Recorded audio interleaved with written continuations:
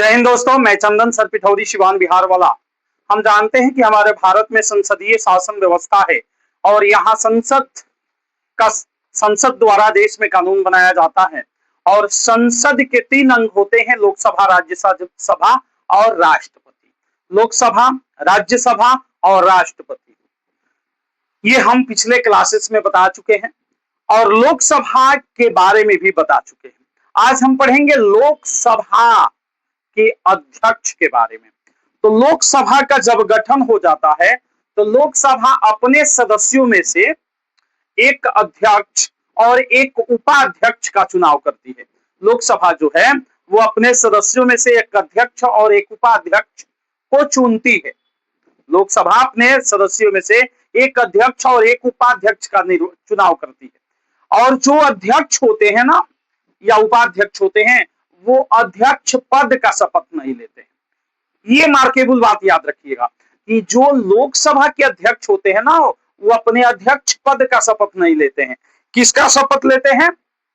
सामान्य सदस्य, जो लोकसभा के सामान्य सदस्य होते हैं। और सामान्य सदस्य लोकसभा के कार्यों का संचालन करने के लिए जो शपथ लेते हैं, तो लोकसभा के सामान्य सदस्य जैसे शपथ लेते हैं वैसे वो सामान्य सदस्य के रूप में शपथ लेते हैं, ना कि लोकसभा अध्यक्ष के रूप में शपथ लेते हैं। बातें समझ में आ रही है? लोकसभा अध्यक्ष कहां से आते हैं? लोकसभा अपने में से एक अध्यक्ष चुनती है और वो जिन्हें भी चुन देती है वो लोकसभा के अध्यक्ष हो जाते हैं। वो लोकसभा के अध्यक्ष पद का शपथ नहीं लेते हैं। तो फिर शपथ किसका लेते हैं? सामान्य सदस्य होने का शपथ लेते हैं। लोकसभा अध्यक्ष सामान्य सदस्य होने का शपथ लेते हैं। ठीक है, हम यहां लिखे भी हैं, लोकसभा अध्यक्ष अपने सदस्यों में से एक अध्यक्ष और एक उपाध्यक्ष का चुनाव करती है और लोकसभा के अध्यक्ष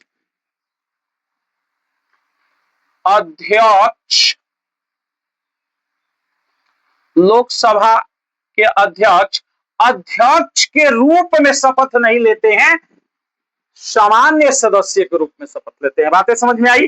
जिसको मैंने अभी जस्ट पहले बताया कि देखने के पहले कि लोकसभा अध्यक्ष अपने पद का शपथ नहीं लेते हैं, लोकसभा अध्यक्ष के पद का शपथ नहीं लेते हैं, बल्कि वो सामान्य सदस्य के रूप में शपथ लेते हैं। आगे देखते हैं हम। लोकसभा अध्यक्ष मतदान नहीं करते हैं।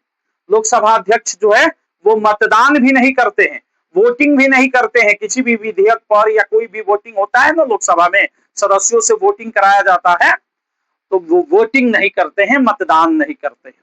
हाँ, मतदान कब करते हैं? जब मत समान हो जाता है, बराबर हो जाता है, दोनों तरफ बराबर हो जाता है, तो निर्णायक मत देते हैं। और लोकसभा के अध्यक्ष जिधर मत दे देंगे वो बात मान ली जाएगी।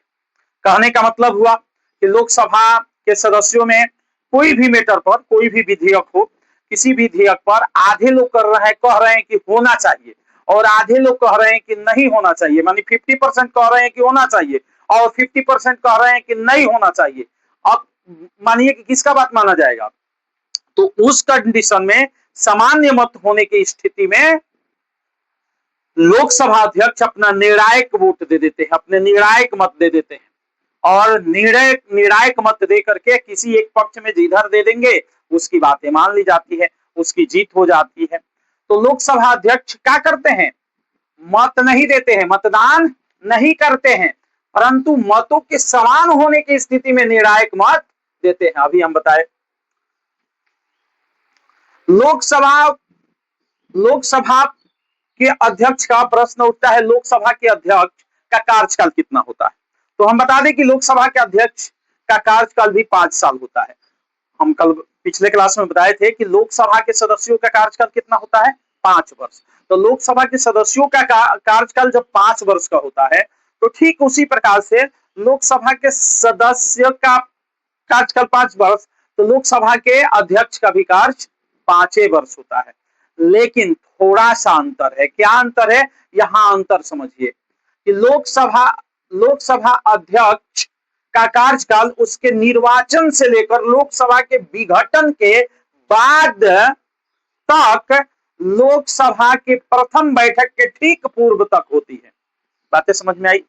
लोकसभा का निर्वाचन हुआ, लोकसभा की प्रथम बैठक हुई उसमें लोकसभा के अध्यक्ष चुने गए, लोकसभा के अध्यक्ष बन गए। तो लोकसभा का विघटन होगा, पांच वर्ष के बाद लोकसभा का विघटन होगा नो। अब बीच में भी हो सकता है, प्रधानमंत्री के सलाह से राष्ट्रपति चाहे तो लोकसभा का विघटन कर सकते हैं। माने विघटन राष्ट्रपति 5 साल के पहले कर दें या फिर 5 साल पूरा होने पर तो स्वतः विघटित हो ही जाना है लोकसभा का, क्योंकि लोकसभा का कार्यकाल ही 5 वर्ष होता है। तो 5 साल का कार्यकाल अगर पूरा हो गया तो विघटन होगा। तो लोकसभा के विघटन के साथ ही लोकसभा का अध्यक्ष पद भी समाप्त हो जाएगा ना, लोकसभा अध्यक्ष बने रहेंगे। कब तक बने रहेंगे? जब दूसरी लोकसभा, नई लोकसभा चुनकर आएगी।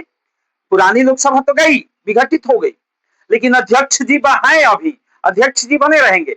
जब नई लोकसभा चुनकर आएगी ना, तो उस नई लोकसभा की प्रथम बैठक से जस्ट पहले उनका पद समाप्त होगा। अब प्रश्न उठता है कि लोकसभा की नई बैठक होती है, लोकसभा के नए सदस्य चुनकर आते हैं और उसकी प्रथम बैठक होती है, तो उस प्रथम बैठक का अध्यक्षता कौन करता है? बहुत मार्केबल प्रश्न है कि लोकसभा नवनिर्मित, कह सकते हैं कि नवनिर्मित, नवनिर्वाचित नई लोकसभा जो अभी वर्तमान में आई है, मान लीजिए कि कोई भी सदन हो, लोकसभा वर्तमान में आई, नई लोकसभा की बैठक हो रही है, नई लोकसभा की बैठक हो रही है। अभी अध्यक्ष तो है नहीं, अभी तो अध्यक्ष चुने नहीं गए हैं, इसी बैठक में अध्यक्ष चुने जाएंगे। अब पुराना अध्यक्ष तो जस्ट गए हैं, तो अध्यक्ष तो कोई है नहीं, फिर बैठक कौन करेगा?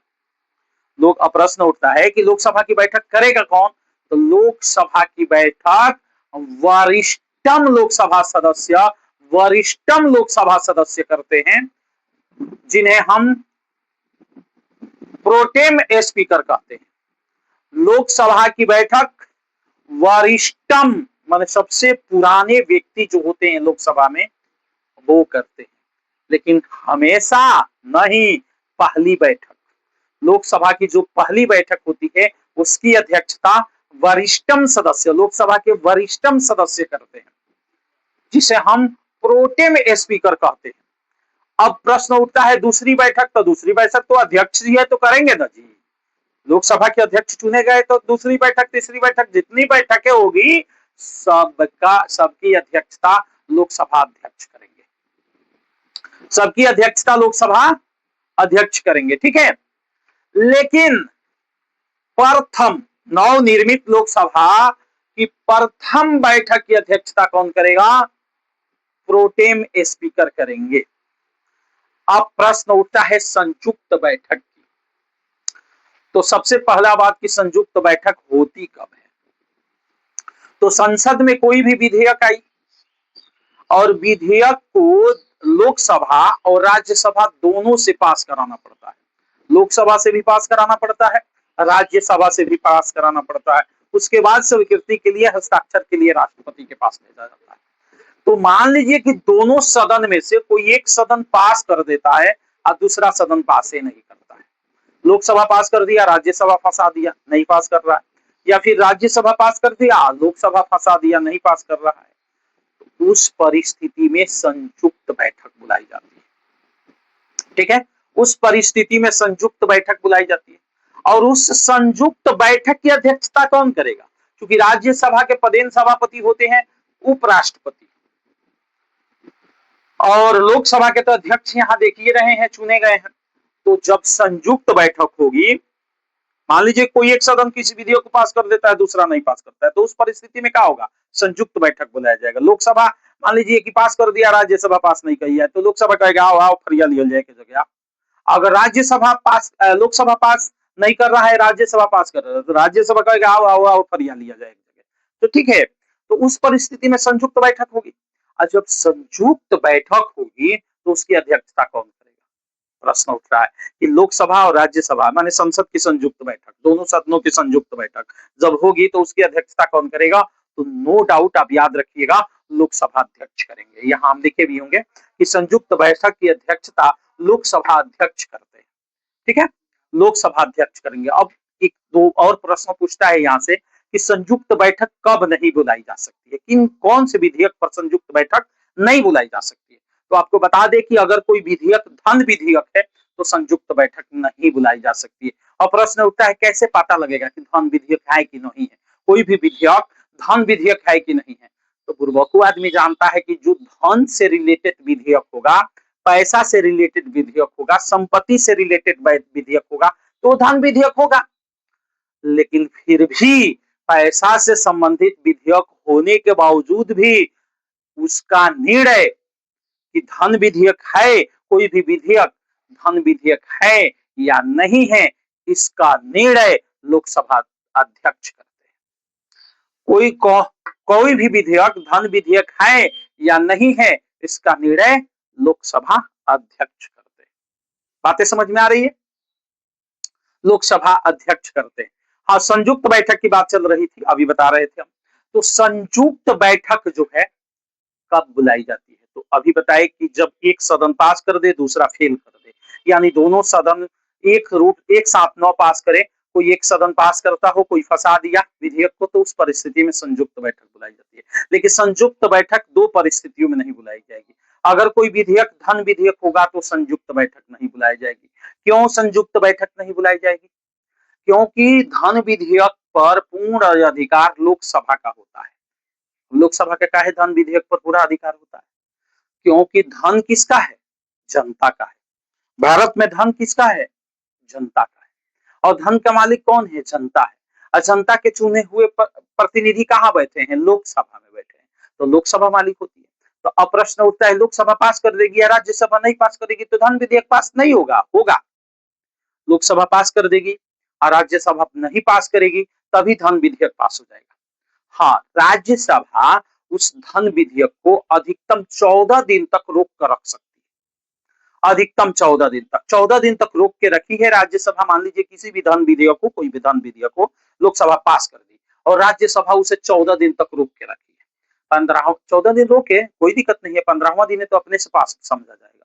तो राज्यसभा मजबूर होकर के जब भी धन विधेयक की बात आती है ना, पास कर ही देती है, क्योंकि राज्यसभा जानती है कि हम इस पे क्या कर पाएंगे, इस धन विधेयक का क्या बिगाड़ेंगे, खूब बिगाड़ेंगे, खूब बिगाड़ेंगे तो 14 दिन रोक देंगे। और 14 दिन रोक के क्या करेंगे, 15वां दिन फिर पास हो जाएगा। तो इतना ही पावर है कि 14 दिन रोक सकती है, बाकी नहीं।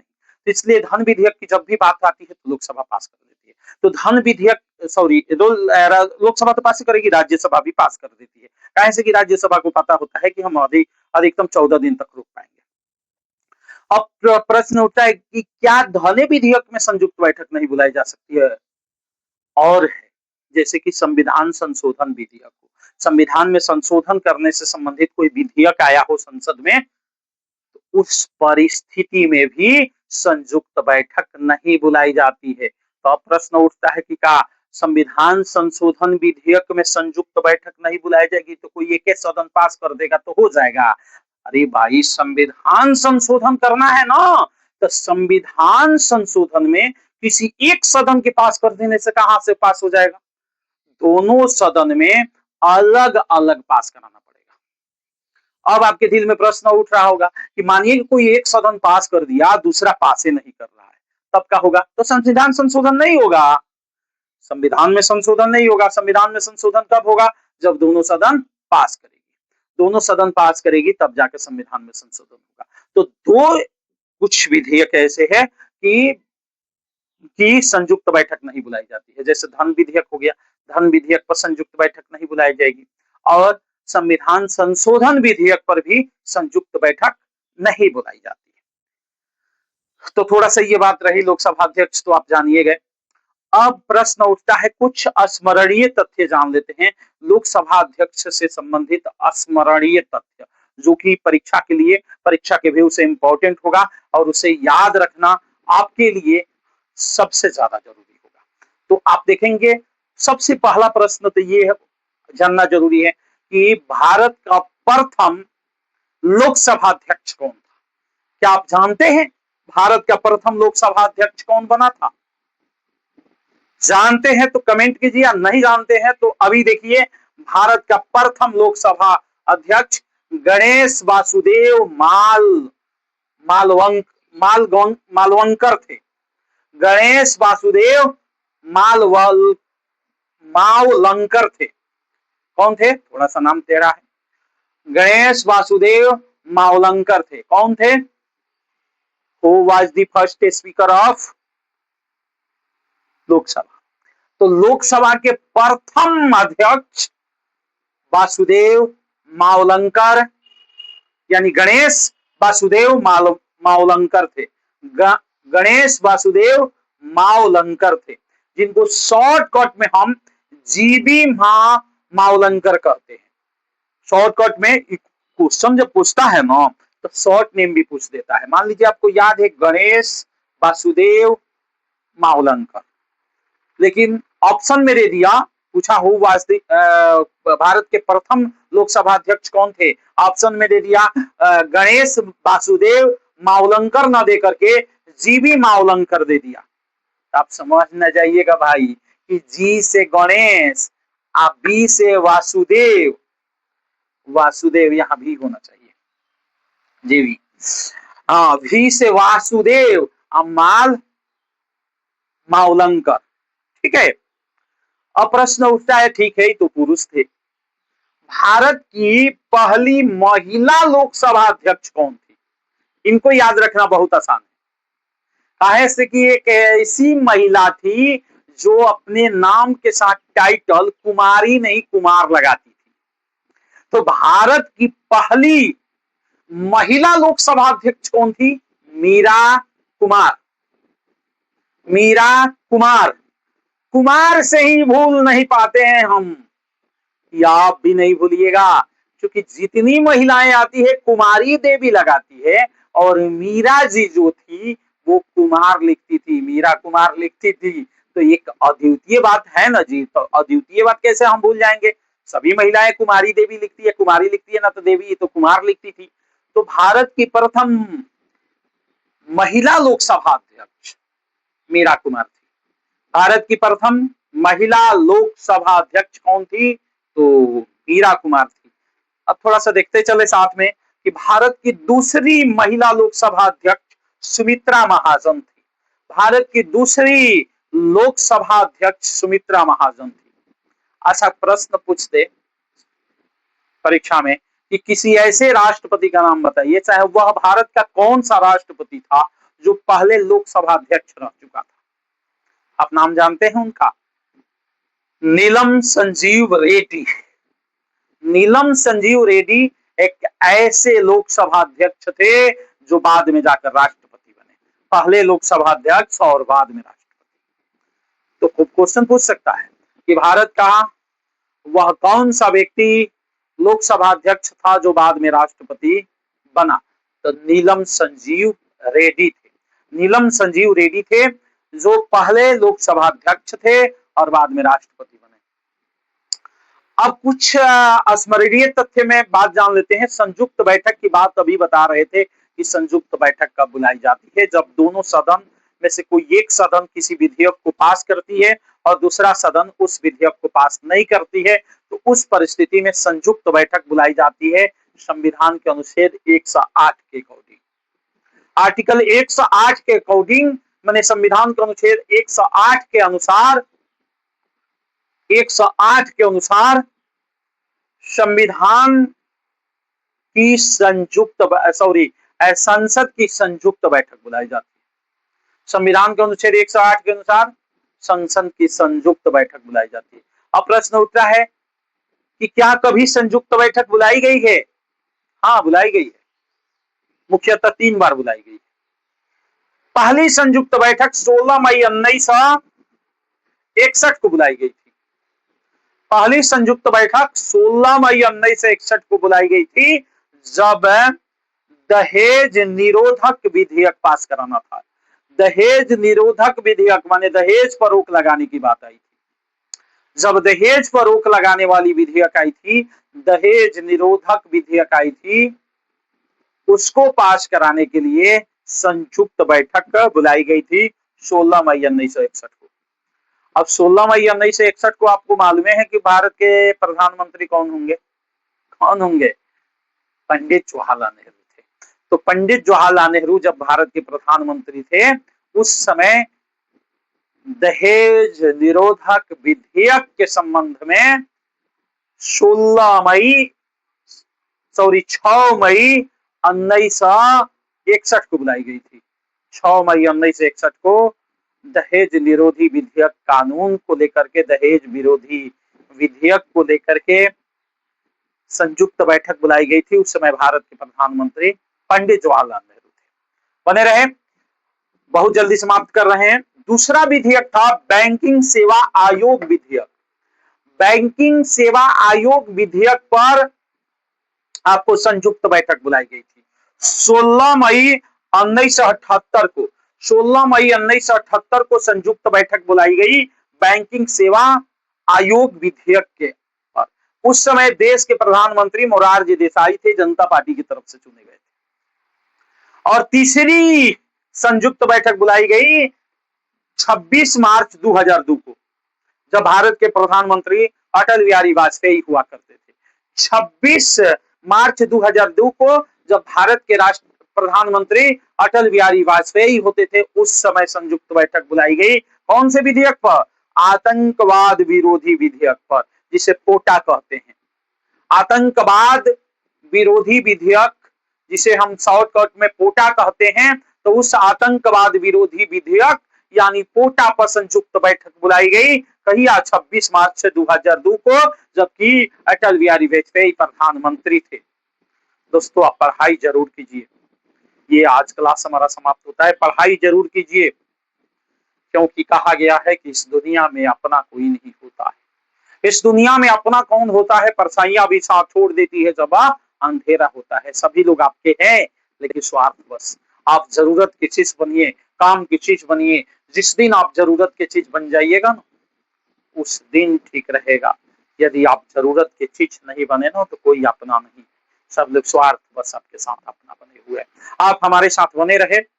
आपको मैं वचन देता हूं कि यदि हमारे सभी क्लासेस को देख लिए तो बिहार का ही नहीं, भारत के वैसा एग्जाम जिसमें पॉलिटिक्स से क्वेश्चन आता है, एक भी क्वेश्चन नहीं छूटेगा। एक भी क्वेश्चन आपके एग्जाम से बाहर नहीं आया जाएगा। यहां तक कि बीपीएससी लेवल तक के जितने भी एग्जाम हैं, सभी एग्जाम में इससे क्वेश्चन आएगा। आप हमारे साथ बने रहे। यदि आप फेसबुक पर देख रहे हैं तो फुल वीडियो देखें, पूरा देखें और फॉलो करें, लाइक करें, शेयर करें। यदि यूट्यूब पर देख रहे हैं तो सब्सक्राइब करें, लाइक करें, शेयर करें। अब आप हमारे साथ बने रहे। धन्यवाद। इसका स्क्रीनशॉट ले लें।